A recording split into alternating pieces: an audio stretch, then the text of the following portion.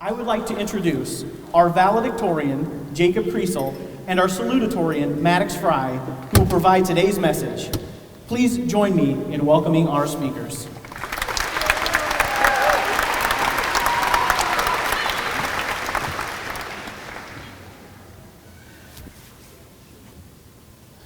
Good morning. On behalf of the class of 2022, it is my pleasure to welcome all of you to our commencement. I would like to thank everyone who got us here today, whether it be our parents, grandparents, family members, friends, teachers, administrators, school staff, or anyone else who helped us along the way. We are glad you are here, as you have helped us to end one chapter and enabled us to start another. Lastly, I would like to congratulate my classmates sitting here with me. I am glad we stuck together and finished this leg of our lifelong journey. Our high school years were punctuated by a pandemic. At times, it may have felt that we were overcome with insurmountable obstacles. But we, the class of 2022, met the challenges and overcame these obstacles. And today, we reap the benefits of our efforts. I wish every one of my classmates happiness, success, and great health, because when we believe in ourselves, there is nothing we cannot accomplish. So let's go get them, because we are North Stars forever.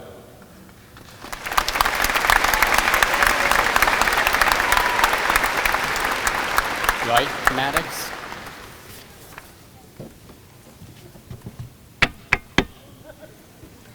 Just kidding. I've never prepared note cards in my life. Anyways, I must say that I've found myself wholly prepared for this moment.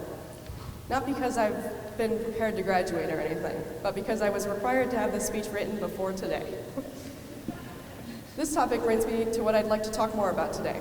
What have we really learned from this experience?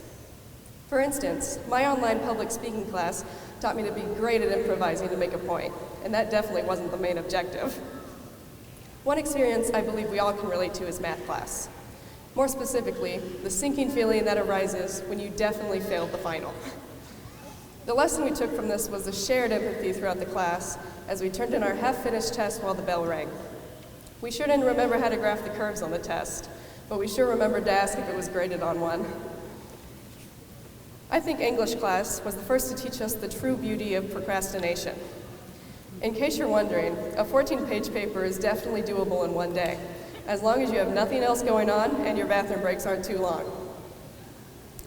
Our foreign language classes taught us that English is much more convoluted than we realize, and native English speakers are very lucky in not needing to know the linguistic origin of each word before they know what ending goes with it.